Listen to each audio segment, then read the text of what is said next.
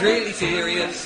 There are times when I could have murdered her, but I would hate anything to happen to her. That was The Smiths' song Girlfriend in a Coma, except sung to the tune of Tiptoe Through the Tulips.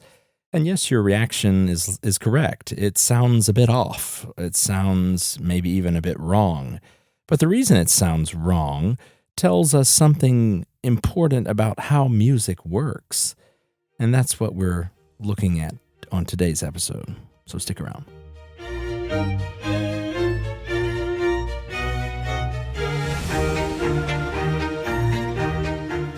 I'm Jared Ritchie. Today is Friday, November the 7th, and you're listening to the Friday 5 series from Musically Speaking.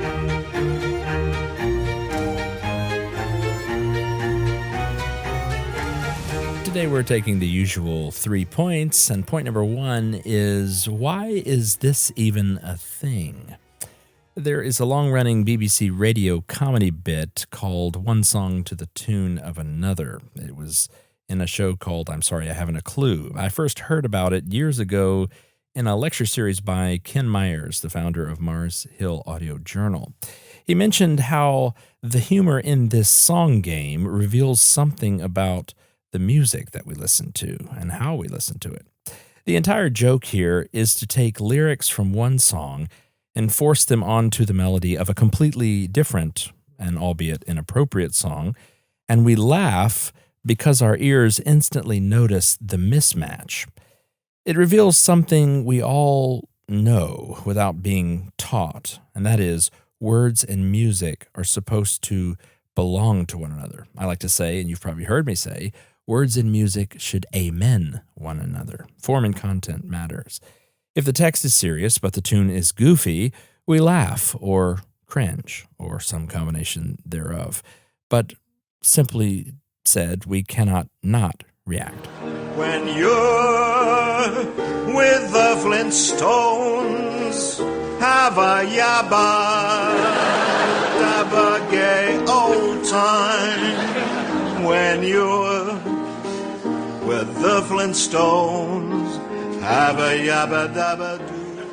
Point number 2 looks at a couple examples that seem to back up the point we're making here. That was the Flintstones theme, no doubt you know, from past eras, but set to the Frank Sinatra crooner My Way. We heard in the beginning, example 1 was the Girlfriend in a Coma, the Tiptoe Through the Tulips. Here you have tragedy lyric there, but whimsical melody. The Flintstones cartoon lyric, but with a crooner grand ballad. It's absurdity when paired together. And then there's the children's television show Bob the Builder, but set to the Les Miserables lamenting ballad, I Dreamed a Dream. Bob and the gang have so much fun. Working together, they get the job done. In that example, also, the point still holds. The music is not neutral. That's the point we're trying to consider today. The music means something too, and that's something that the moderns need to consider.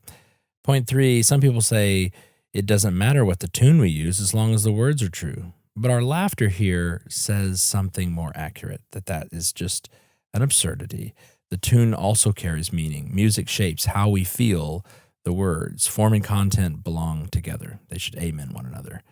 So when the tune and the text fit, it feels right. When they don't, we react immediately. We laugh, we cringe, we do a mixture of the two. Even children know this. Even adults who don't, quote, know music, they know this deep down. Meaning is not just verbal. Meaning is also musical. And that's kind of the point. So the next time you hear someone say the only thing that matters is the words, remember how quickly we laughed or how we cringed when mispaired music content is put together. That's when we know, our ears know the truth. Music and meaning are meant to support one another. They're meant to amen one another. And I hope this little example has brought that to your attention today. Well, that's going to have to do it for this week's episode of the Friday Five. As always, thanks for listening. Until next time, take care.